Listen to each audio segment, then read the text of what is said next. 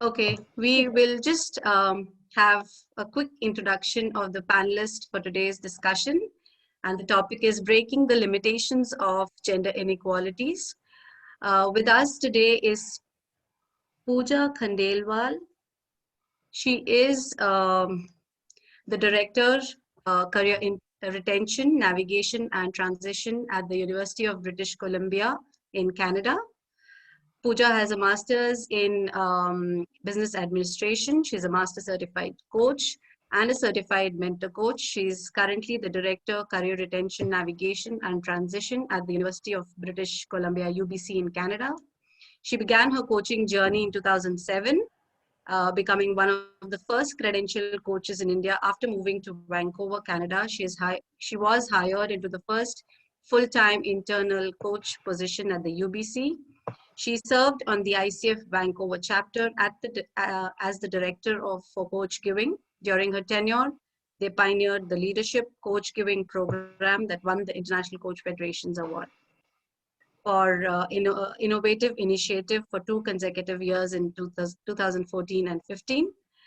Welcome, Pooja, to Coach Arya's Awake, Aware, Arise conference. Do you want to say a quick hi? Hello, everyone, and I'm really excited to be with this illustrious panel and ready to roll with Cindy. Great. Then we have on the panel Cleopas Chiketa. I hope I'm pronouncing your name correctly, Cleopas. He's the Deputy Director, Human Resources for the Reserve Bank of Zimbabwe, certified professional facilitator and business executive coach. He is the Vice President of the Institute of People Management of Zimbabwe, a Fellow of the Institute of Coaching, and the member of the International Coaches Federation, USA. He is the Chairman of the Zimbabwe Health Interventions Board, Vice President of the Institute of the People Management of Zimbabwe, Board Member and Finance Committee Chairperson of the Africa Executive Coaching Council. He's a Deputy Director, Human Resources for the Reserve Bank of Zimbabwe. Cleopas works with C-suite executives in coaching and believes that coaching is a key enabler for leaders in executing strategy, and that HR plays a critical role in steering results and entrenching a high-performance culture. He's also a golfer and contributes to empowerment of the youths in generating a future pipeline. Great. Welcome, Cleopas. Thank you, Smita. And I'm happy to be on this panel and looking forward to a great discussion with the panelists as well as our moderator, Cindy. Great. Is Namrata still there, or she's not able to connect, I think? Okay. I'll talk to her in the background. You go ahead. Sure. You can introduce her. I'll just talk to her in the background, okay? Sure, Cindy. Next, we have Harpreet Kuman. She's an organizational development architect, diversity and inclusion strategist, and a professional certified coach from the ICF, and a speaker. She is the head of learning and organizational development at Raymond Limited. She enables the organization to fulfill its vision by building capabilities and inclusive organization culture. She's coming with a rich experience of 20 years, spans into leading transformation across domains, re-engineering learning and organizational development systems, and readying internal startups and established organizations for the future. She's worked with leading global and Indian brands across different life stages, a big champion for diversity initiatives, led Project Shakti that empowered 300 women through a journey of self-exploration, developing an understanding of Shakti, within offering them new paths towards personal and professional development of a fulfilling direction through cooperative systematic exploration, which translated into a more engaged workforce. Welcome, Harpreet. It's great to have you, though I know you just mentioned that you're joining from a hotel in Dubai. Thank you, Smita. I think that was a very generous introduction. And as I always say, I feel I'm a gypsy at soul and stuck in corporate clutter. Just say a lot of stories and styles to share, and here I am. So thank you so much, and really look forward and excited for this discussion with Cindy and other panelists. Great. Okay, next we have Dr. P.V. Ramanamurthy. He's qualified in law, advanced human resource management, executive coaching, transformational leadership, and change management. He's an alumni of the INSEAD and has a PhD in strategic human resource management. Dr. Murthy currently serves as the Executive Vice President and Global Head Human Resources at the Indian Hotels Company Limited, IHCL, the finest hospitality chain and the oldest company of the prestigious Tata Group. As a member of the senior leadership teams at IHCL, Dr. Murthy handles a broad spectrum of initiatives aligned to leadership development, organizational culture, sustainability, strategy, ethics, and Tata Business Excellence across 175 hotels spanning 4 continents. He's also heads human resources function for other group companies like Roots Corporation, Taj Sats, which is a JV partnership company with the Singapore Airlines. Before joining Taj, Dr. Murthy served the Coca-Cola company in various capacities for a period of 15 years. PV, as he's fondly called by his friends and colleagues, is a passionate writer and a senior faculty member at Josh Bersin Academy. He's been recognized as a level 1 thought leader by JBA, recently being a qualified practitioner coach from Noble Manhattan and a certified Enneagram and immunity change coach. He believes in unlocking human potential and helping organizations to succeed. Welcome, PV. Thank you, Smita. Thank you very much for that generous introduction. And I'm so very happy to meet all my fellow panelists. And I want to thank Cindy for this great opportunity. Looking forward to it. Yeah. All over to you, Cindy, for this brilliant discussion on this topic, which is from ages it's been there. So looking forward for some wisdom. Thank you, Smita, and to my amazing panelists, and looking great too. So I'm just going to do a bit of framing what would happen in today's session. In a few minutes, you're going to hear from each panelist, and they're going to share with you experiences, strategies, plans on their how they move forward within their companies and for themselves within the space of gender inequalities. We'll also talk about limitations and the experiences on how we could break limitations. And we'll then, thereafter, so while the panel's speaking, and each one will take a turn for about 10 minutes to do so, we won't take questions from the from our participants or the attendees. We'll just hold your questions, so please go ahead and type it onto the chat box and in the Q&A box. We'll hold it for a bit later. After our panelists have spoken, we are going to do an open discussion, and your questions, panelist questions, are all gonna roll into a thought-provoking discussion. And then after, we'll do closing comments and close the session. Just a little bit about the topic today. As Smita has mentioned, gender inequality has been there, and it's been quite a thorny topic for many people seeking to understand more about each other's biases, limitations, prejudice, and discrimination around it. And it's not always easy to adjust mindsets and patterns of traditional thinking and doing. But also, it's not easy to adjust habits that we have formed and behaviors attached. But some organizations, companies, government, individuals, etc., are leading and making strides in addressing gender inequalities. And today, we will hear from some on their successes, experiences, learning, and so on. And we're hoping to help create some inspiration and more an open space for sharing current and for future change. And just also to do some kind of a placement here, our discussion here is not to tell, not to preach or settle any historical scores. Please consider this as a safe space where you can pose questions you may hesitate to ask elsewhere. We all want to see change. We're all in this together. I'm going to now hand over to our first speaker. And, a woman, and you've heard about her from Smita, but I just want to say this. She's a woman who's made lots of strides, and not just for herself, within the leadership space of how she's worked with others.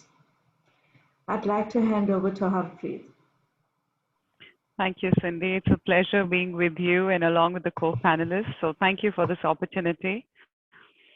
So before I start, I think it's a delight to see two gentlemen in this gender inequality panel. This is the first time probably I'm in the DNI panel with two gentlemen. So thank you so much. And thanks, Cindy, for making this happen. So I would share basis my experience. That is my story. So for me, today, as I stand and as I talk to you, I see two key problems. One, representation of women in the leadership. And number two, there's a huge pay gap. And I see these two issues as very complex problems. And for a complex problem, you can't have a simple solution like celebrating Women's Day, having a 2 days conscious bias training, or having sanitary pads in the washroom, or issuing menstrual leave policy, or just fixing policies. These simple solutions will not work in my view. They haven't worked for a complex problem like this, which originates back from a patriarchal system in society. Yeah. So how we worked back in Raymond is what I can share. Now that we've really come up with great results, we're on the way and long way to go. As I often say, I work in a company where we make men look good. Our tagline is complete man, and here I talking about, diversity. So for us, we were very clear, inclusion first, diversity later, right? And we said, we will come up with a holistic and a systematic approach and not just have ad hoc trainings and setting up policies. When I was talking to my group president HR, he says, you know what, we can just set up policy and agree onto it in a second and roll it out. But that doesn't work. That hasn't worked. And when we embarked on this journey, I made an attempt to do a bit of research across. And I'm like, why? There's so many companies, they're making several attempts and there's several DNI initiatives happening. Then why is that I still don't see women in the leadership? Where is the gap? So in my view, and what I feel, that three things which really need to be taken care of. And the first thing first is culture. For the underrepresented group, and here we're talking about gender, to thrive, they need a culture where they feel safe to start with. Safety comes first, where they can trust others, where they feel respected, where they feel heard, right? And the culture is not what happens in the boardroom or what gets signed in the papers. That is exactly what is happening right now. Culture is what the underrepresented group, women and the other gender, they're experiencing in the hallway or in the lobby. That's the real culture, and that is something which needs to get addressed. Which means the role has to go beyond HR. HR is just facilitator. It has to be business agenda. DNI agenda has to be agenda of each and every leadership. Each leadership has to demonstrate, has to role model these key behaviors. It could be as small as that, while we say, yes, we're hiring women, but a casual remark, oh, for this role, I think, maybe men is more suited. We really need to role model what we are writing, the policies that we are saying. Small example, where there's a cake cutting happening, a typical stereotype is like, I haven't seen in my experience, and automatically women come forward to cut the cake. Can we break the stereotype? Can we have leaders breaking and doing that? So these are small things. Number two, language has to be reframed. The language that we're talking, the language that we're writing, the language we're seeing in the systems, they're talking different than the policies that we're having and the intent that we have in our mind. And three, which I largely believe, and that is something which I try to incorporate back in Raymond, is I'm a hardcore believer of appreciative inquiry. And David Ryder Cooper, as he says, you focus more on what you attract what you focus on, right? So believe in sharing positive deviant stories. And there are enough and enough stories. And that's where, we came up with this program. When we embarked this journey, we said, we will focus on inclusion, and we will focus on telling women that, one is we wait for the world to change around us, and the second is we create a change inside. And therefore, we launched this program called Shakti. Shakti in Indian mythology is energy. It's like both yin and the yang. It's masculine and feminine. So what we're trying to say is that both of them are present inside you. You need to see which is dominant and which needs to show up. And we spread over 15 months, no lectures, no PPT, no slides. Very simple role modeling of stories. We had about 10 forms of Shakti, which is Kali, Durga, nothing religious about it. We just picked up the trait. For example, Kali was fighting inner demons. So we said, okay, let's get some ordinary women outside Raymond premise who became extraordinary. And how did she fight the inner demon? And a combination of internal Raymond Shaktis, as he said, there were enough women inside who have fought inner demon in their lives. So we said different stories have to be told. If there's a woman who has, been raised by a family where there was a male dominant voice, we have to change the story for her.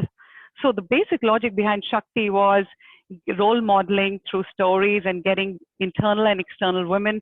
And each Shakti had a trait attached to it. And this was followed by reflection and journaling. So this was a 15-month program, and we had men as allies. And we were very clear. When I go and talk, everybody says, Happy, we're there with you. I said, no, I don't want you to say that you're there with me. I want you to be talking about a problem. First, I want you to be understanding about the problems, and then talking about them when we are not around. That is the true allyship, is what we're looking at. So we had about 180 leaders, having an ally for these 300 women. And we had some great results, and it's a long journey to go. So that is, around the positive stories that we spoke about. And a couple of things came out of this, which maybe later I would share. Second, so first is the culture, as I said. Second, most important, I don't know, most of you might not agree. And I feel that it's extremely important to have targets. If we don't have targets, we will not have women. As I believe in Ruth Berg's principle, wherever decision is being taken, women has to happen. And we need to have targets and talent, no compromise on talent. But unless we have target, we will not make an effort to find talented women. And there are enough talented women. So I think that really needs to be taken care of and worked upon. And very often when I speak about this to the leadership team, which is largely men, back in my organization, I get to hear reverse discrimination. And I always say, you know what? We will take care of reverse discrimination later. Can we address the existing discrimination, which is prevailing right now? Because unless we have the right number of women, right, we really do not know.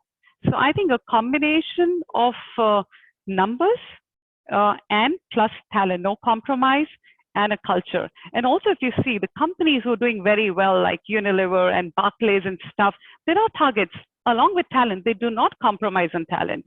And thirdly, the last point, which I would say, in my view, which is extremely important, is mid-pipeline. So what happens is the HR gets into a target of hiring. The hiring is not about, so the entry level, you will see that we have 50% of the women and 50% of the men. What happens? Everybody fizzles out.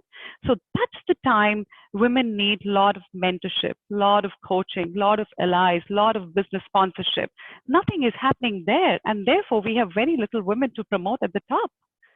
And then my question to the leadership team is, and to the companies who are doing so much of D&I initiatives, if you're doing so many D&I initiatives for so many years, where is the pipeline? You still have to hire women externally at the top. So I think that is a broken rung in the middle. That is somewhere which we really need to be working on. So 3 things: culture, having targets, along with talent, no compromise. And third is the mid-pipeline. Is that what we need to be working on? And that's where HR has to get going and get business sponsors. It has to be a business agenda. It cannot be an HR agenda. And the intent has to move to action. So that's from my side.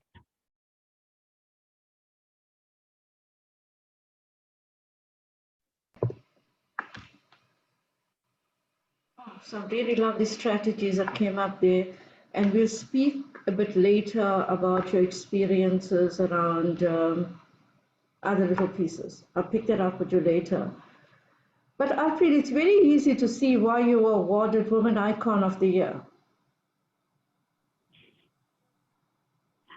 Yeah. So Cindy, so one thing I would like to say, with all due respect, and let me tell you, I've always been supported by men. So I really say we need men allies.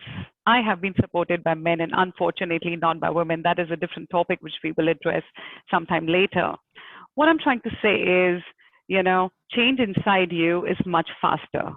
I'm not willing to give up. I'm not willing to wait for things to change around me for me to. And so the work also around Shakti was self-work on women. While we were working on having men allies and working on the culture, that will take time. That's uprooted in the DNA. So parallel work is to make women realize that you have it in you. It's inside you, and you need to show up. Yeah, I love that approach. All stakeholders are involved. Our next speaker is PV, and I have to say this about PV.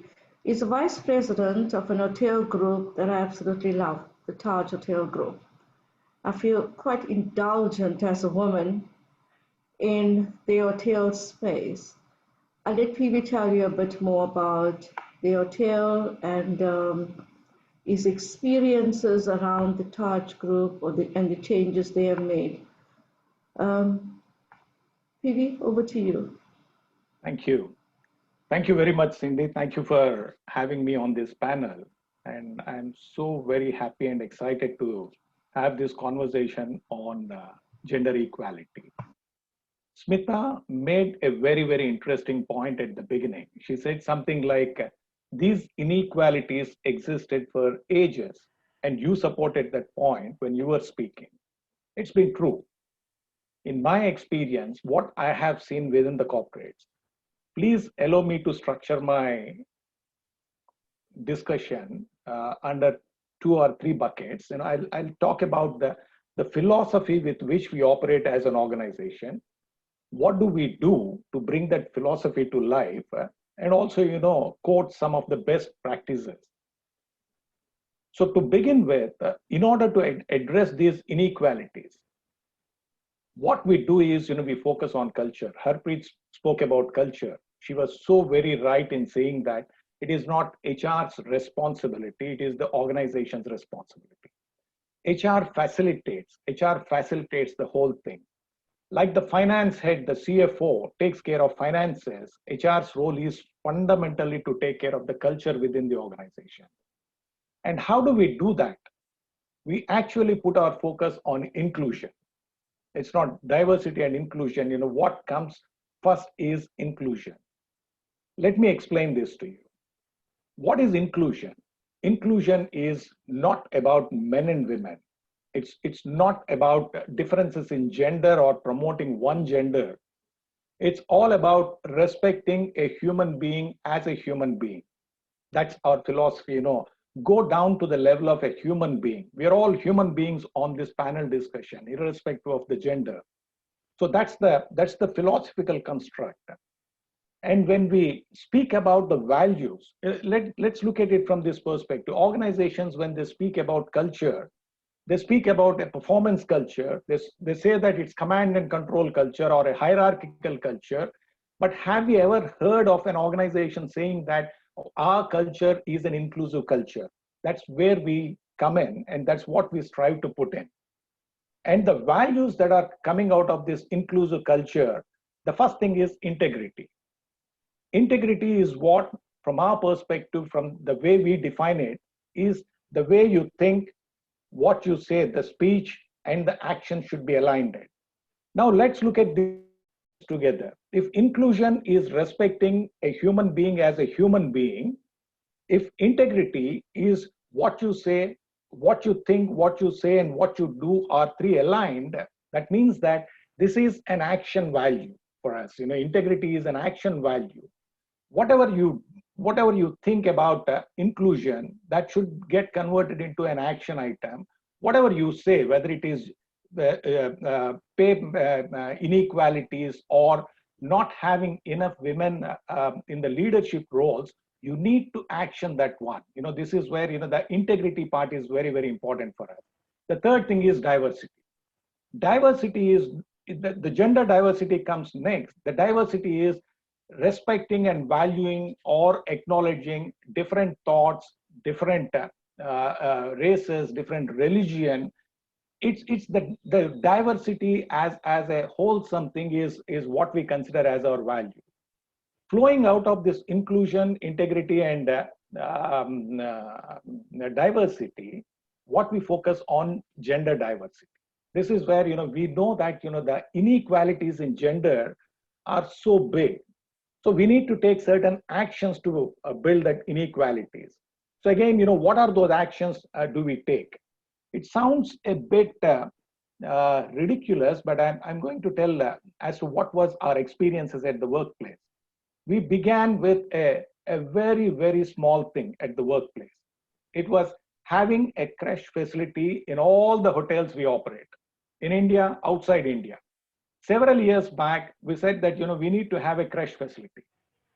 It's a male-dominated society, male-dominated organization, like many other organizations. Many people came back. The general manager said that we don't have any women in that age group of having children, or we don't have any such small children to our employees. Why should we have a crash facility? Our answer to them was that this is mandatory because this helps to attract women into our organization. It's not necessary whether you have space in the hotel or not. You can convert one of the rooms into a crash. Now I can proudly say that we have a crash facility in all the offices, in all the hotels across the globe. We do that. And how does this resulted in an inclusive mindset? The second, leadership development. Normally, when we talk about changing the culture, it is, the culture flows from the top. We all know that. We started putting focus on the top leadership, and we started having the inclusive meets. It is called a culture meet, but the fundamental aspect is, get different sets of people into the organization. You need to have men, women, transgender, and people of all age groups, so that different voices are heard in those meetings. That's what we did. And also in terms of our leadership development, we have the model which focuses on humility, humanity, humor, and hope. This is all goes into the inclusive mindset, what I talked about. So this is how we started correcting the culture. Next comes, what Harpreet also touched upon, taking certain core actions to improve the gender at the workplace. One is, do we have the critical mass at the workplace? Do we have enough number of women at the workplace? That's where, it's when we go to the campuses, many times we get 60% or even 70% women versus 30% or 40%. We are correcting the gender inequality there. When we hire people into the organization, do we have equal number of applications from the women? And we give some 2% extra to the consultants who give us those additional CVs of women. So these are the actions which resulted in improvements in the percentage of women at the workplace. Plus the other important thing, a few years back when we looked at the business strategy, we said, mutual respect is our business strategy. Again, look at it from the perspective of inclusion. Are we respecting women, or are we taking some superficial actions? In many organizations, what I have seen is it's always take 4 steps forward on gender diversity and 3 steps backwards. And that's the reason why this inequality exists for the last several centuries. So if we want to correct that one, correcting the culture is the first thing. The second thing is taking actions like having critical mass at the workplace and having the right kind of facilities and having the right kind of mindset. And finally, I'll come back and discuss some of these points later. I was reading this case study about Mirvac, MIRVAC, an Australian property company. They also focused on simple things. You know, the lady CEO, what she did was in a construction site, she said that, you know, how do we have, what is that simple thing you could have to have work-life balance? She wanted to correct the gender inequalities at the workplace. And, you know, it became a huge success. So I would request all the participants on this call to just Google in and type MIRVAC. The case study is available, Mirvac on flexible working hours. So the point here is when we put focus on small things and try to change the culture around that, what results is, you know, an equality in gender and giving enough respect to all genders. You know, this is where I would stop, and I'll come back and discuss some of these points. And thank you, Cindy. PV, may I suggest that you put that link into the chat box, please? Absolutely, I will do it. Thank you. Yeah. Thank you. Yeah, I love what you were, some of the points that you raised, which I'll pick up a bit later. I'm going to hand over to our next speaker, Cleopas, my South African neighbor from Zimbabwe. And of course, it's far more than that. It's, you know, we've been friends and colleagues for quite some time now, working on different projects. Also got to say this, you know, Arpreet raised this point about seeing two men on this panel.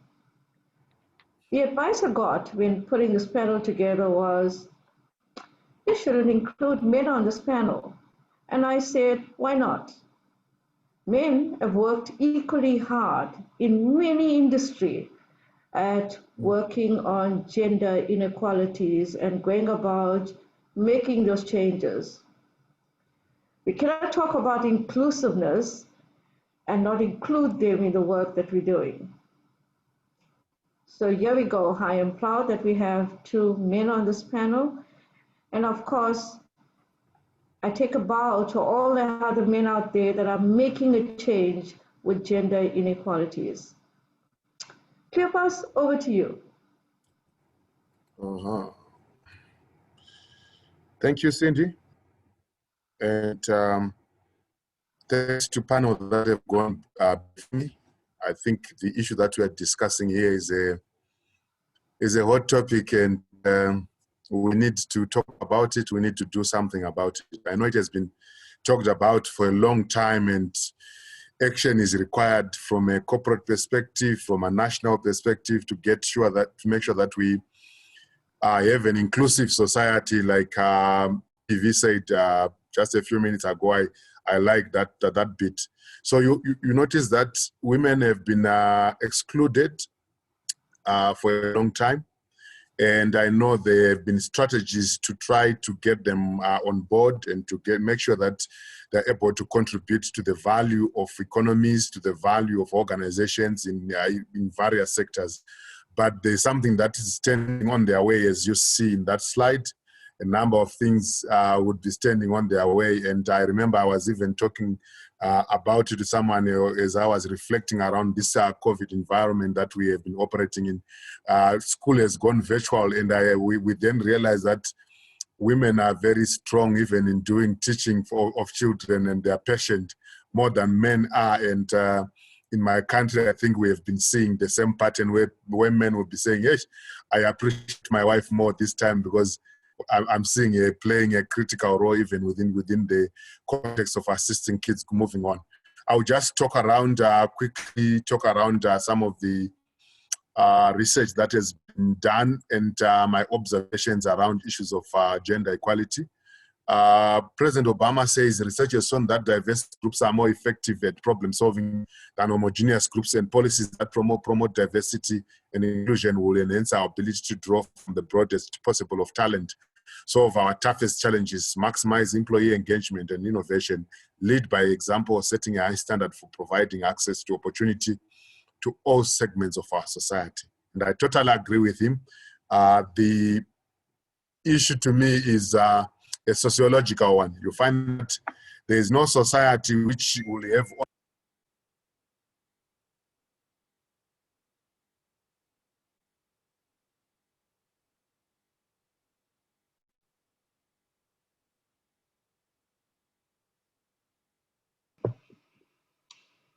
Did we lose sound from Cleopas? Yes, I think so. Cleopas, we have lost your sound.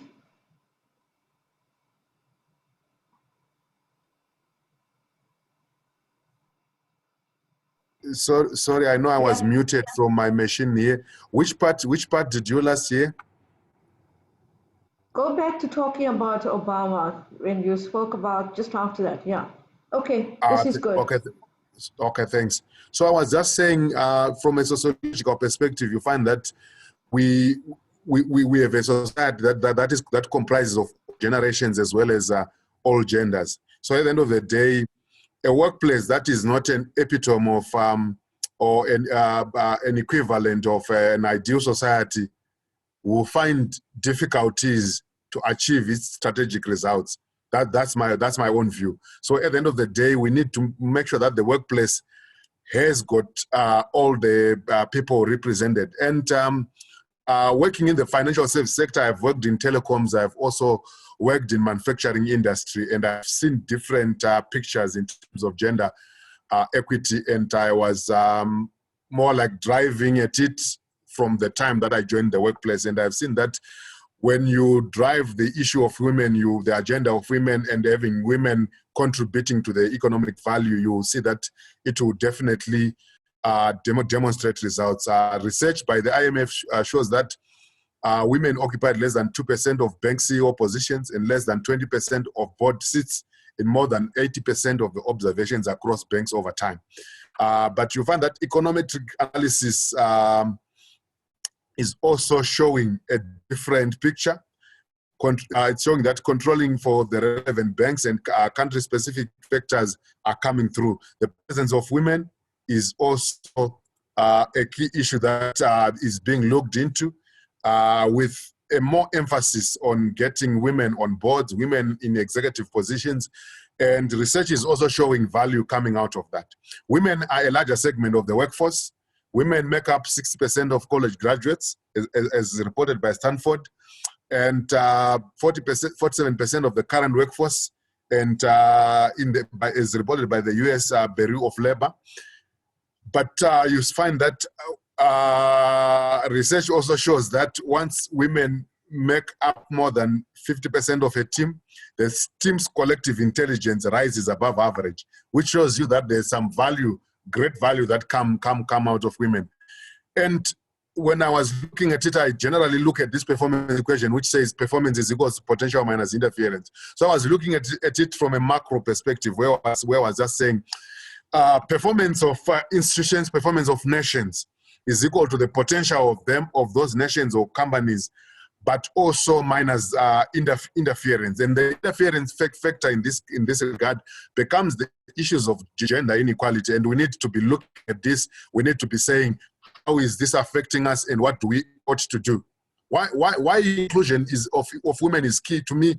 Number one, you find that from a personality perspective, women are nurturing. One thing that I would also highlight, I think Cindy has actually introduced me and said, we have been working on a number of things. One thing that I appreciate is two of my mentors in coaching has been women, Cindy being one of them. And they have been very instrumental in driving my development. Where I've been lagging, they have been pushing me to bring out the best out of me. I've also found that women are focused. When women say we are going for something, they go for it, and they manage it. The other component that I have also looked at it from a psychological perspective, that women have got higher resilience. And when you look even in our own context, I've seen that women can bear a number of facets, and they can drive things from a multifaceted perspective, and they achieve results. I've also seen that women are very enterprising. They apply their minds, they do things, they want to see things moving, they want to deliver value, and they can translate this into corporations. And I think evidence has been showing that. Some studies suggest that companies with more women on board members have higher profitability and better stock price performance, as shown in research by the Credit Suisse to 2012 and Catalyst since 2014. And we continue to see the same evidence coming through. I have been studying some information on women development, and I've seen that GDPs are seen to be rising with the inclusion of women in the workplace. And that's the picture that we are seeing globally in terms of financial sector. The inclusion of women, percentages are differing, but also you notice that there is value that is coming out of that. Then that is showing not cross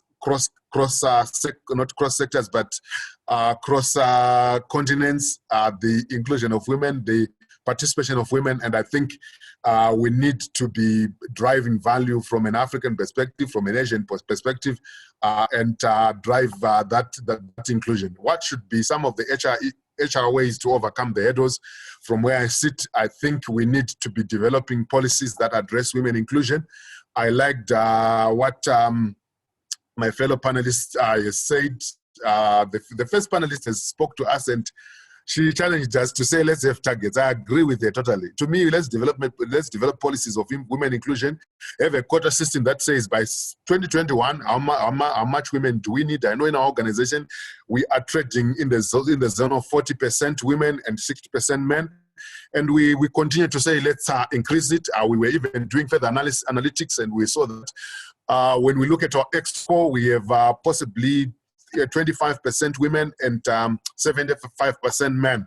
So we were saying we need to be deliberate as we implement our strategies. As we replace executives, we need to be saying, let's focus on women, but not forgetting talent, like my fellow panelists has indicated earlier on. So I was encouraged by one organization in my country where they were saying, we want an HR executive, but we want a woman. So women are competing among themselves and they will get the best talent.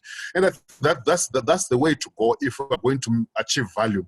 I also look at issues of leadership development. I recommend that we implement accelerated leadership development programs where we blend coaching and mentorship and also some workshop programs, and we are able to more like focus on specific women. We are saying, let's identify them. Recently, I'm running a graduate leadership development program to increase the leadership bench strength for our organization. And I remember I was observing certain young women that are in our program, and I was saying we need to focus them. For example, in our economic research division, we have less women. I was saying let's drive and get one of the GTs to feed into that pipeline, and we accelerate a development so that she will not follow the normal path, but it will be more like accelerated, and with a sponsorship model that is critical or that is very clear coming from the organization, that we're able to deliver on our expectations and be able to drive that value. So and as we look at results, also we see that organizations that, according to McKinsey's, companies in the top quartile of gender diversity are 15% more likely to have financial returns. So at the end of the day, as we discuss this issue, it's no longer an issue of comfort, that we want to be comfortable to have more women, but to me, it's a corporate governance issue, it's a sustainability issue, it's also a key issue around profitability and strategic execution. So we need to focus on it. I like this statement by Tata, which says, on the leadership journey, hand-holding by an experienced mentor can be a vital support to help us grow. Through cross-company mentoring program, we provide opportunities for our women professionals to fulfill their potential and to move up the ladder. So when we begin to have these key, deliberate, focused programs, we will be able to achieve the results that we want. So it's no longer about talking, it's now about how do we do it, how do we measure how we are doing it, and are we doing it? Like now, quite often when I make my presentation, I was making any input into our board, not into our board, but into our annual report, which goes to all stakeholders. And I was talking gender issues. Just yesterday, I was presenting gender dynamics, and I was saying we continue to monitor these metrics and we want to achieve our targeted results. And I believe that it can be achieved as we continue to move on. I will just end it there, Cindy. I believe it can be achieved. I believe as HR has a role to play and they need to be in the driver's seat as far as this is concerned. Thank you. You're right. Lots of passion there, Cleopas. I'll share something a bit later. But for now, we're going to hear from Pooja, which I believe, Pooja, in Vancouver or in your part of the world right now, it's around 1 a.m., right? That's right, Cindy. And I was just, sharing with the other panelists earlier that I hope I don't yawn. And then that entire thought went out of the window because of such an engrossing, insightful conversation going on that I just don't realize it's 1 a.m. So once again, thank you so much. And I'm noticing that the responsibility, or let's say the burden of going last, is to try and, sieve in something more insightful after so much has already been passed. So I'll try and add a couple of more thoughts so that the discussion to follow becomes more interesting.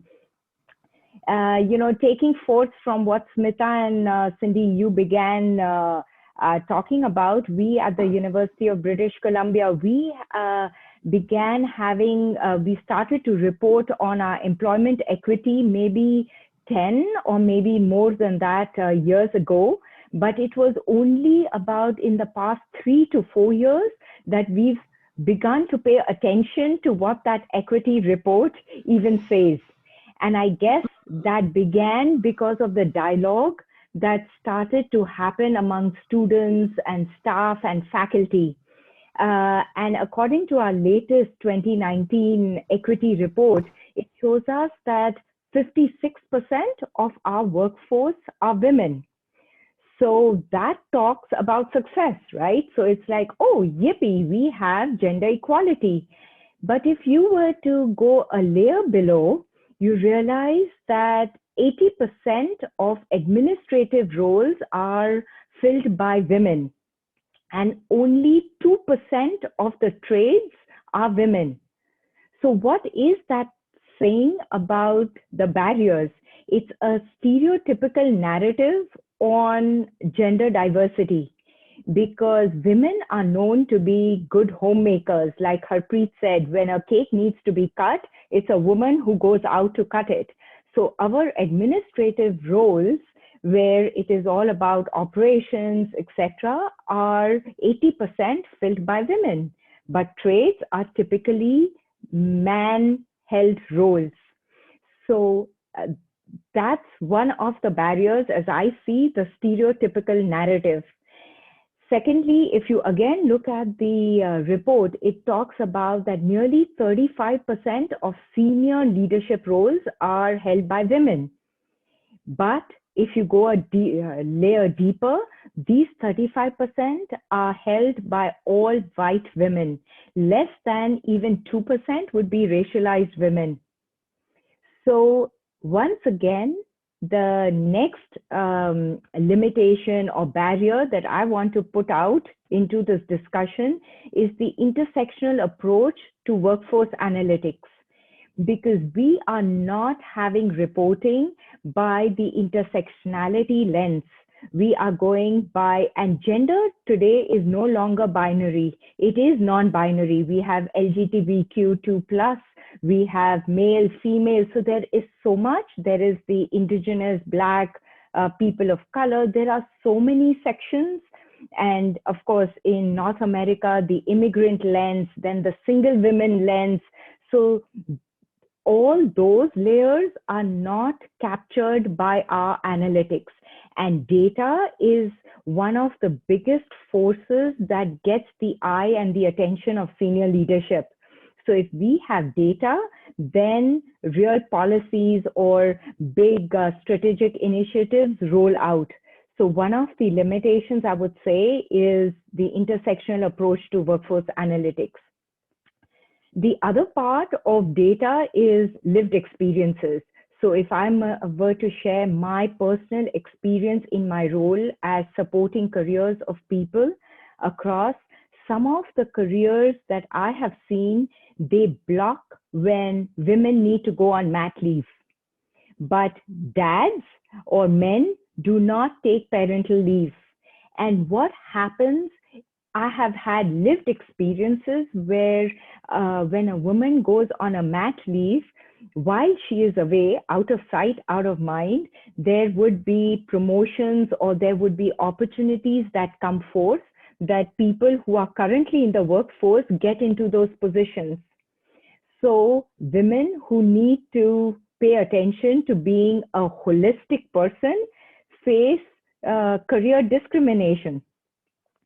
So even that, and those become the barriers to inclusion, because when we talk about inclusion, our bottom line, our denominator is a white male.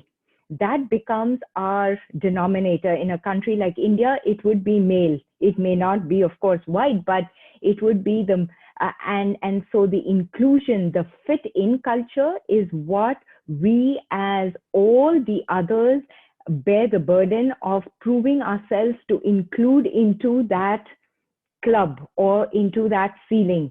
So breaking into that ceiling, the onus or the burden lies on the other. And that I see as problematic. Inclusion has to be the other way around. I think it was Harpreet who mentioned the allyship. The allyship in action and the sponsorship has to roll from top down.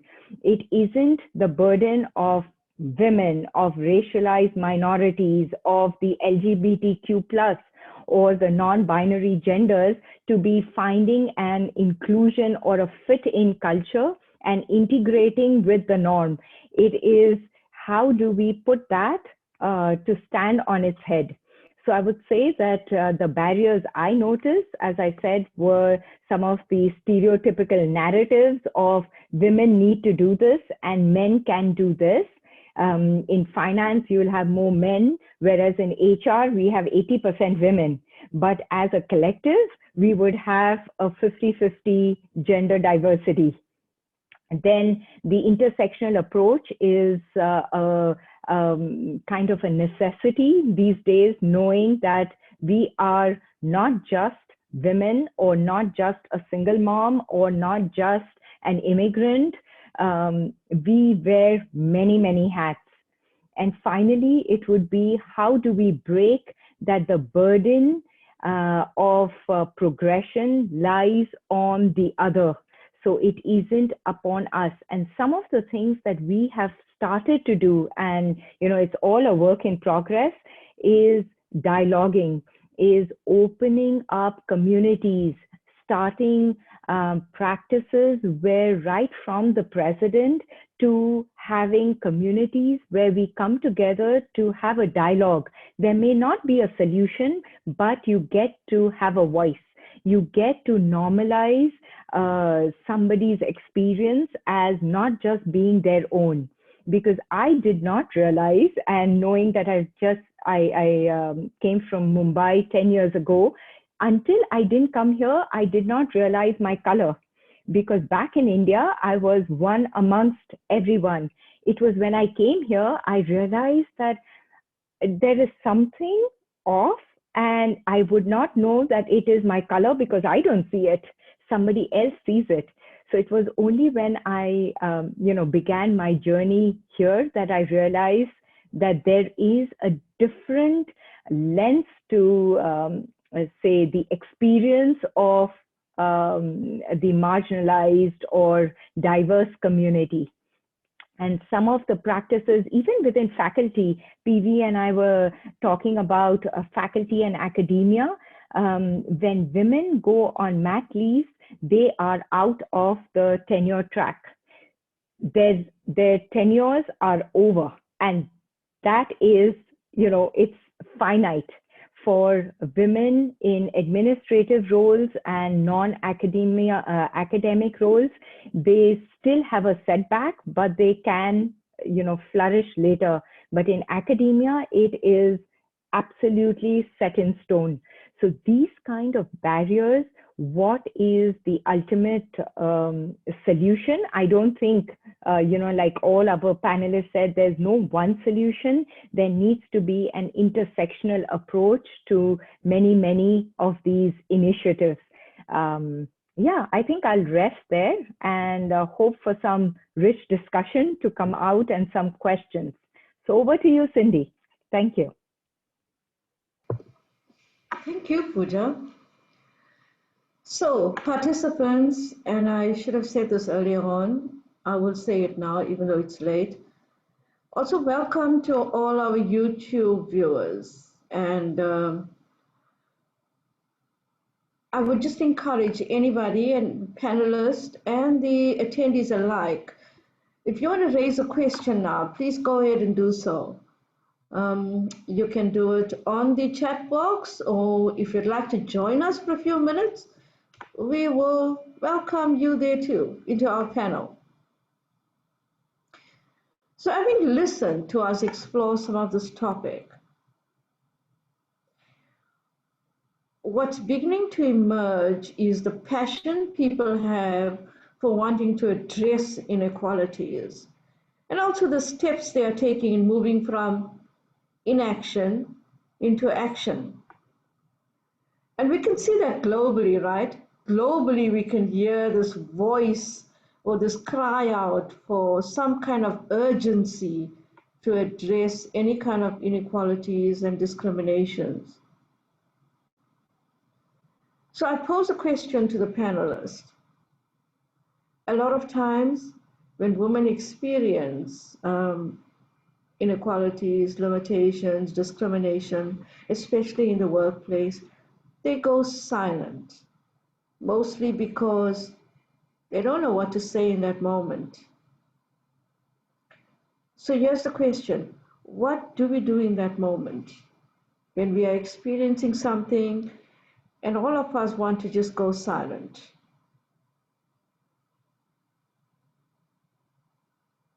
Feel free, anybody.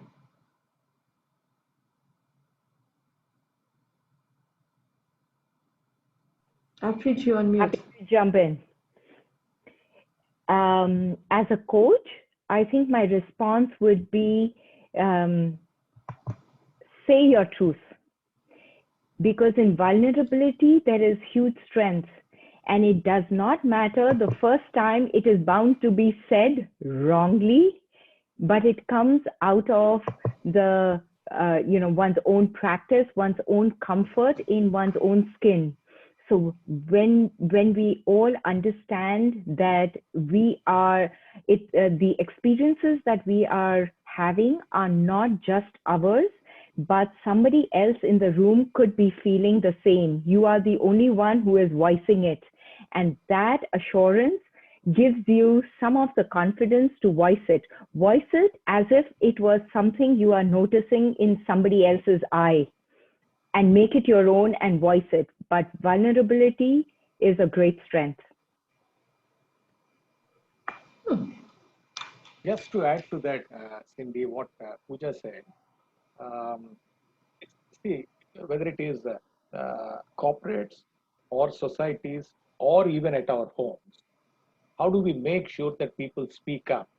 Most of the time, people don't speak up because it's the fear of reprimand, or I might be seen as a stupid. So this is the reason why people don't really speak up. So how do we make sure that we encourage people to speak up? If we could begin at our homes. If it's societies and corporates would come later, but if we begin with our homes and start encouraging people all around us to speak up. So this is where it is respecting the diversity of thought in all aspects. That's where it begins. And in corporates also, how do we make sure that we encourage people to speak up, provide that safe space that even if they speak up, even if they break their silence and say something about what they felt about something, I think how is it being treated? So that's where it all sits in the culture, and people can over a period of time can really speak up and then change the culture. So that's been. I'll just take one more. Right? I'll just take one more. When I was several years back, I used to work for a steel plant. The theme there was some of the jobs in the steel plant women cannot do. for example, crane operators job. We all went to SSAB, that's the name of a steel plant in Sweden. We stayed there. There I saw that, the toughest of the jobs were done by women. The overhead crane, lifting the hot ladle and taking it to the other side, these jobs were done by women. We came back to India, sent a few engineers there to that plant to experience the work environment there. They came back fully surprised, saying that, women also can do the job of a crane operator. This is where, making people experience as to, what are you making people to experience? That's where, giving those experiences would bring them out of that silent zone as well, is my belief. Yeah, absolutely. Aprit? Okay, so I was just reflecting on, what Pooja and PB said, and I can share basis my experience and what has really worked for me. So I feel one has to speak up, and as an organization. So there are two things. One is as an individual, what I would like to say, and one is, what would work at the organization level. I think enough talking has happened, and maybe I'm getting very restless, when it comes to it. It's extremely important to ensure that women is included. We know that there are enough biases that a woman has. They're low on networking. They will not self-promote themselves. And right now with COVID, everybody has gone behind Zoom, completely out of mind. It's actually worsened for the women, right? So I think, what are we doing to ensure, where are those conscious decisions being made? Okay, meeting is there. Oh, there's no women. Okay, where is that? We need to ensure that if there is some discussion, if there's some decision which is being taken, if there is some problem which is being solved, are we ensuring that a woman is there? One is speak up, but she has to be there at the right place to speak up. So I think that's a platform conscious decision the HR, the whole organization has to make. That is for the organization. Second, to the women, I would say you have to speak up for yourselves. You get invited if you're not being called. If something is being said and you're not liking it, deal it. How I would deal it like any other issue and not make it a gender issue, while I'm being aware that, for example, at some point in time, my manager was not comfortable talking to me, and I knew he's not comfortable. I was the only women direct report, and I knew he's not comfortable talking to me because I'm a woman. Now, I didn't want to make it a women issue. I dealt like any other issue. My issue was that he needs to talk to me. And I said, you know what, is there a problem? Can I do something? I made him comfortable, right? There was a time when, I see that, yes, somebody else took a seat instead of me, my place. I said, okay. And still, I didn't make it a women issue. I addressed it like any other issue. Hey, let's talk about me. It's not about others. So I think it's extremely important as an individual, if you're experiencing it, to speak up in a manner. And like any other issue, all issues don't need to be spoken at the same time, right? And maybe some issues you need to let go. Some issues you need to speak up. And if you don't speak up, nobody else is going to speak up for you.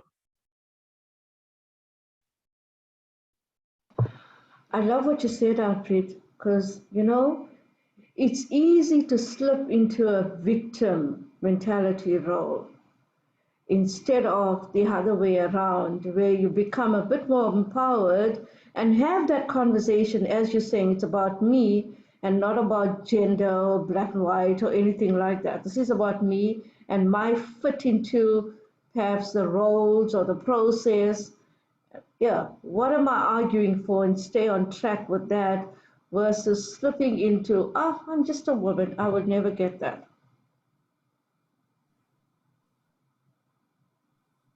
And I like what you said earlier on about language. If we just changed our language, even right in the family space, PB also alluded to that.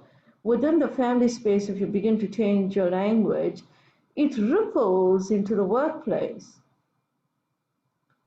And I've also seen this scenario where, for example, Opuri husband never sees this recording, but he would say something, he would totally respect equality in the workplace with men and women. Gender equality is his thing. He has total respect for it. And I've watched him work from home, and he would have these empowered conversations with females on Zoom, and turn around in the next breath and go, so what are we having for lunch today? You know, it's like we watch our own language, right? Yes, it's habits. And I was saying earlier on, you know, something has become a habit, and we unknowingly create limitations around that, where we pass along to others a way of thinking that we hold as universal: respect, honoring, integrity. And we turn around, and in the home environment, it changes. A bias begins to set in, unknowingly, of course. Pooja, I saw you nodding at that. You know, I like the way you said about the language, Cindy, because what jumps to mind is what Harpreet was mentioning earlier, appreciative inquiry, that using a learner mindset, that yes, something is triggering for the individual to be voicing something, but at that point, can we stop and have a learner, a curious mindset? Can I ask a question to support a larger understanding, and maybe my perspective might change? So it just made me think when you talked about language that absolutely, you know, we begin, and as coaches, we say, can you ask this in an open-ended question? Because, or can you say what you feel as a question? So yeah, that was my thought. Absolutely. There's a question here from Vinita. And she says, one of the issues in corporate I have seen is the, I think she meant, inability of women to support another woman. Absolutely. Yeah. And she went on to say, most of the places I see women judging another woman, and this has become a comparative process which leads to aggression and discrimination. How do you deal with that? So I would love to address this, and so very often when I go for DNI seminars, and when I'm interacting with people, I hear this, men have biases and men don't support, and I say, no, pause. If I have to talk about my story, men have supported me, right? I've not been supported by women at all, and which is true. And we say that we women understand each other's issues very well, right? And we're still competing with each other. So if each one of us, we start supporting each other, I think we'll be unstoppable. And I would love to quote this here. I'm taking this opportunity to share this. I'm coaching my peer. We're all competing for the same. And I'm like, if I don't do it, who's going to do that? If I don't understand the pain, who's going to do that? So I think it's extremely important for us to start peer coaching, start supporting other women. And I think we're going to be unstoppable because we all understand emotions. One, we are saying men don't understand their unconscious biases, but women understand. So completely agree. And that is the way to start with immediately. Absolutely. Cleopas, I think this question here, go ahead, PV, if you want to talk. I just want to raise a question. Thanks very much. I wanted. Cleopas, did you get the question? Cleopas, there's a question for you on the chat box. Did you see that? Yeah. Oh, yes, Okay. I'm seeing it. I wanted to add to what Harpreet was saying. I also think the other way of managing this idea of women supporting women is to set up women forums within organizations. So as you do that, you begin to tackle issues, you begin to talk around issues that affect women, and also why it's critical for women to support each other as they move out of a certain zone to their next zone. So I think it will also assist you get some speakers that could come through and talk to the people within your organization, and that will assist. I think PV, you also want to say, yeah, go ahead. Yeah, I'm just wondering as to why anyone needs to support me. If I ask a question to myself, whether it is men or women, I think that, women need to, whether it is men or women, again, we need to have that confidence on ourselves It is the internal strength rather than an external support from somebody else. So I think that the first step is all other suggestions were very good, but at the same time, women looking deep into themselves and saying that, I will support myself. Yes, human beings as individuals, we need to support ourselves. We need to have that confidence. We should not come as an interference. If potential is performance minus interference, we should not interfere with ourselves. So once we stop doing that, I think probably the whole world would conspire and come and support us. That's how I look at it. Yeah, lots of self-accountability there. And it's true, because in one of Cleopatra's photos, I think the second one, where he showed men and women on that racetrack, and in front of women, there were all these obstacles. And a lot of obstacles are in the mind also, right? In our internal space. Pooja, go ahead. Yes, I wanted to add to what you're just saying, Cindy, that one of the things that we've done here at UBC is that HR has this coaching program for its employees as a benefit. So we have about 40 internal and an equal amount of external coaches. And so it's a confidential space, speaking about peer coaching, where coaches are doing this work on the side of their full-time job.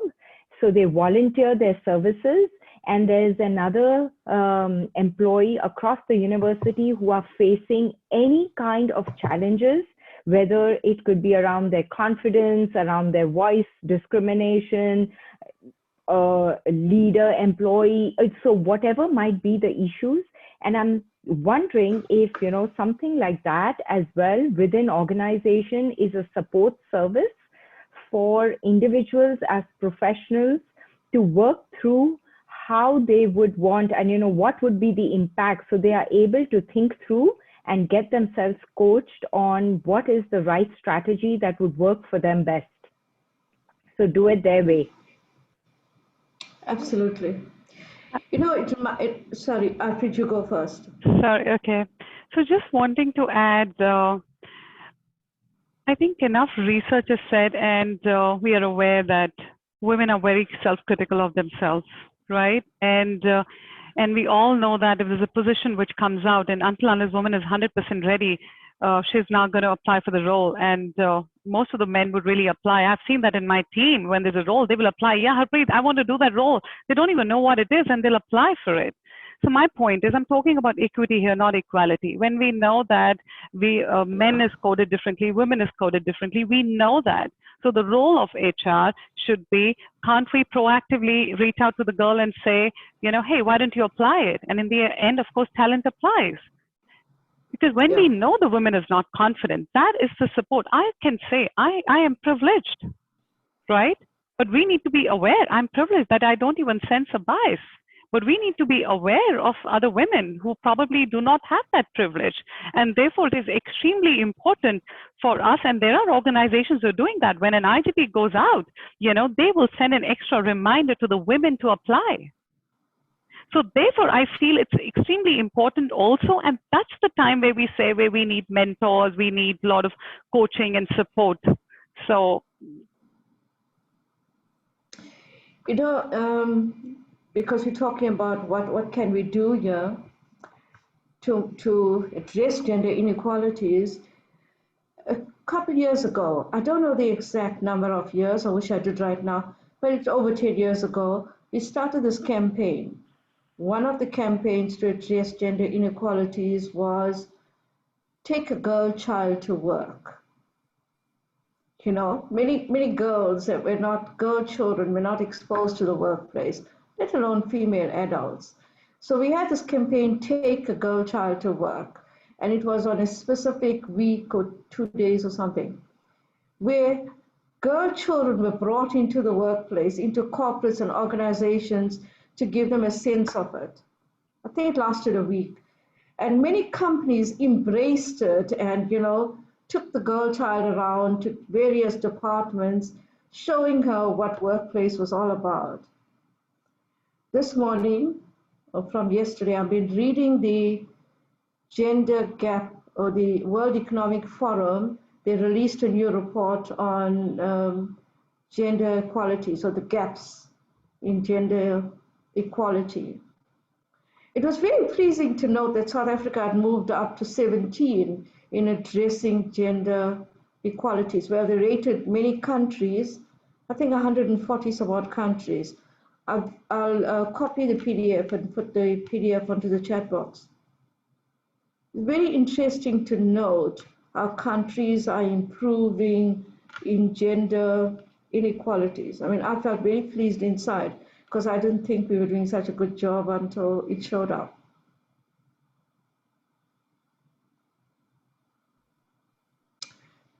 Okay, so I want to take a short recap, meaning where are we now in our discussion and what other points could we raise in the next 10 minutes? So let's do the what else are we missing? I mean, it's such a big topic. We obviously can only touch the iceberg and do some kind of inspiring to move forward. Is there a piece that we should be raising right now? Alpreet, I can see it on your face. There is. So I think Go I also read one question. I think it's okay. I don't remember the name. Anuradha maybe in the chat box, and she said there are women who are very confident, and at times, you know, they're not able to make an entry to the men world despite being. And I've seen that back in my organization. You know, there are 3 women, and they're really rock solid women, very, very confident. They really believe in themselves, but they still need support. They need business sponsors. So I think, you know, when the organization, you know, starts and say, we want to do D&I activities, I'm like, what's your goal? Do you really want to come across and sound that you're doing a lot of activities? Or what's the outcome you're wanting to achieve? And therefore, I say it's so important to have an outcome and have numbers or something, because if you know that there is a number, there's a target, you will remember if Harpreet goes behind Zoom and it is out of mind, out of sight. You will remember those girls during the lockdown. You will remember the women talent that you don't want to lose. So even women who are confident, they need business sponsors. They need support. And business sponsors is someone who talks about them for roles and, you know, cross-business stuff. So largely, in my experience, what happens is even confident women, at some point in time, they really can't do it. They're stuck there. So answering to the point, I think, Anuradha, that question, yes, that is the time when I said allyship and true business sponsors is really needed to make a change. Otherwise, you know, we'll continue to have these discussions. We'll continue to do D&I activities. You know, yeah, absolutely. I also want to say this because I see Namrata has sent in a message. We had another panelist, and there's heavy rains and storms and a cyclone warning from yesterday in the area, and she's unable to get in. She sends her apologies. I want you to pass that along.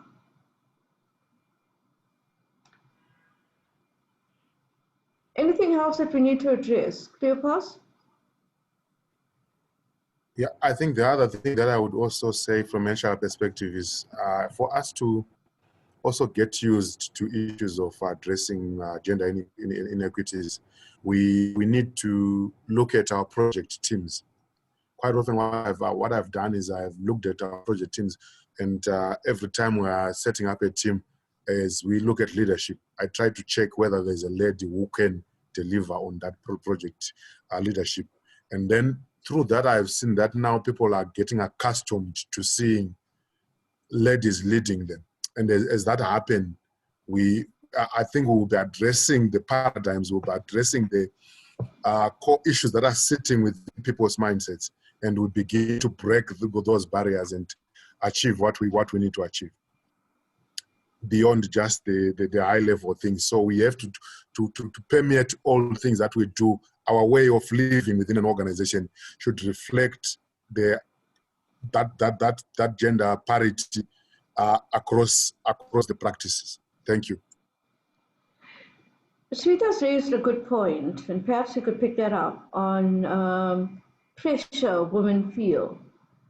You know, sometimes when you just raised or you hired into a position of sudden leadership position or a management position, it brings with it a whole lot of pressure.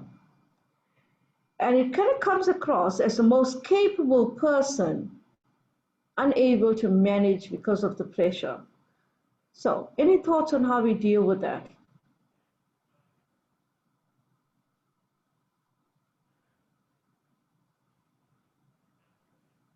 Cindy, could you say more about what pressure? I didn't fully understand. Okay, I'd let PV respond and then I'll respond to you, Pooja. PV? No, I think that Cleopas presented those slides. One of those slides spoke about, the mentorship program within the Tata. I think, all good organizations nowadays have these programs. When a lady gets promoted and when there is too much of pressure, that pressure can't be taken. I think that, it is always to reach out the mentors and then take support from them. We can also say that, why can't HR reach out to the lady and check? That also can be done. And again, it brings back to the point as to, what is the culture? We can put focus more and more on actions, activities. The point, which you and Smita touched upon at the beginning, these inequalities have been there for ages, and all these activities, actions, doing speeches and all that has been going on for ages. This is where, are we looking at it through our own lenses and then saying that, oh my God, what's happening? Or are we looking at it from the humanity perspective? Like I said at the beginning, it is about men and women, it's transgender, LGBT, it's diversity is about everybody put together. Once we forget about these labels and say that, I am a man, I need support from somebody, I think that, the culture addresses many of these issues in organizations. And I work for one such group. That's the reason why I brought up Tata's as an example. I think that, that's how I look at it. There's a lot of awareness right now around that. Around self-responsibility, self-accountability, self-awareness, self-management, growth, self-growth. You're responsible for your self-growth too. And even how you're moving forward and developing yourself into the positions that you want and how you're taking ownership of that. There's a lot of self. Coming back to the question Smita was raising was more around the expectation of women. Smita, why don't you say it since you're right here? Yeah, Cindy, that is actually by Vinita. Vinita has raised that question. Okay, go ahead. You want to go ahead and raise the question? Okay, so she says, when there is life pressure, you're talking about this one, right? Yeah. Women perform the best and do not drown. That is the awareness we need to take it forward everywhere. What is your thought on this? Yeah, it's true, right? We do survive. So I think, okay, so now that if I've understood her correctly, yeah, actually, I don't see it as a gender issue. And I think women like men, like any other being, is capable of handling pressure. If it's not, then it's to do with performance and not with gender. Yeah. So absolutely, I think, and so beat men, beat women, right? And so at times, so what I want to quote is many a times, we make issues which are not really a gender issue and they just become a gender issue. Now, for example, a woman in a leadership team is not able to handle, it gets extrapolated and, women is not able to handle the pressure. Maybe that could be one women and that could be a performance issue. And can we deal with it as a performance issue and get a coach or a mentor, depending on whatever it is, and not make it? Because in my view, and I'm sure all of us experience right now that women back at work or at the political level, what's happening in COVID, that, women are equally capable of. So completely. And I think what we need right now is I think, especially at the senior level, I think we need a lot of sponsors and we need people in the board. We need mandates in the board and the leadership to be taking these decisions and supporting us. That is what is needed really to shake this, this path forward. Just to support Harpreet on that, I can only narrate one of my experiences. I think back in 2005, when I first became the CHRO of a multinational company, I was literally drowning because I didn't have a team. Three women rescued me out of it. In my entire function in such a large organization, and I can never ever forget them. I'm so grateful to them. So I look at it as I was under tremendous pressure. I need to do certain things, and there was nobody, and these three women, they did everything for me. I think that it's whether it is at work or in life situation, women excel. There is no doubt. My wife excels. My wife is much better than me in many aspects, and she has transformed herself, and she is an inspiration for me. It's again, I think that I'm a gender neutral guy. I respect all genders. I have more respect for women because I have been supported by more women in my life. But the experiences could be different for others. Yeah, absolutely. Yeah. And I agree. Actually, there is a beautiful comment by Primrose on similar lines. So she says, as women, we have to move away from genderizing things and approaching things from a human perspective. So exactly. More Dr. PV was saying, right? That way, inclusion can be addressed more effectively. Absolutely. Yeah. So I'm going to ask the panel in a minute about closing thoughts, because we've reached the end of our time. And it's gone by too quickly because we can still go on talking about this topic. Let's hope we've started it and everyone else can continue with it. And Smita, there was a LinkedIn, there was a link for LinkedIn where we can continue the conversation. But what I want to say is first, and then hand over to my panelists, my closing thoughts are, thank you all for joining us today. And I know this is going to go on and we'll have viewers listening to it on YouTube. Our thoughts would be with you, and if there's any questions, don't hesitate to reach out to us. And I also want to say thank you to Coach Arya for giving us a space to, become more aware and to rise to different ways of doing things. That's my piece, and I'll hand over to my panelists for closing thoughts. PV? Thank you. Thank you once again, Cindy, and thanks to Coach Arya for this opportunity. It has been a lovely discussion. I thoroughly enjoyed it. And my closing thoughts would be, right, when we speak about bias, prejudice, and whatever is not happening right, all these things, I think that, first we need to begin with ourselves. It is looking deep within and understanding as to what bias am I bringing to the table in terms of the gender inequalities. That is the starting point. We want to change the world, there is no doubt about it, but to change the world, the starting point is us. Like somebody said, we have met our enemies, and it is us. The enemy is within us, the biases, the prejudices, all these things. It is not out there, somebody else doing it. It is inside, within us. Each one of us carry those biases, and that is where we need to address those things so that the environment all around us becomes beautiful, and slowly the world also becomes beautiful. These are my thoughts. Thank you. Thanks once again. Pooja? So I'm going to once again, yes, Cindy, thank you for inviting me into this space and for having this opportunity to, share this discussion and the panelists and getting to know you all, and also to Coach Arya. So really resonating your thoughts there. I think the piece that I want to take away and hold on to would be this piece that we all talked about, that we are more than the gender we are. So, it's if I am more than what I think I am, so what am I?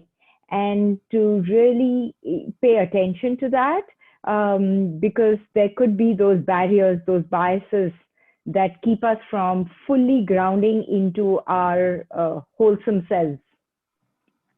Absolutely. Thank you. Harpreet?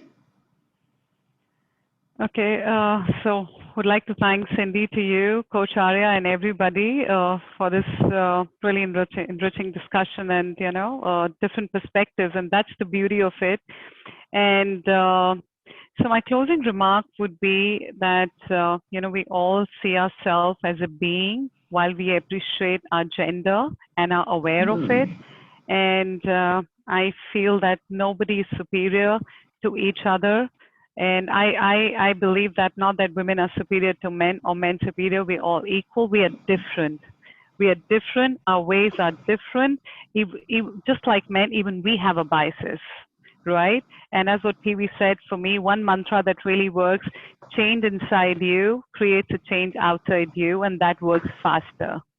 So I think it's all in the mind and in the heart. And let's just work on ourselves to make the world that we want to live in.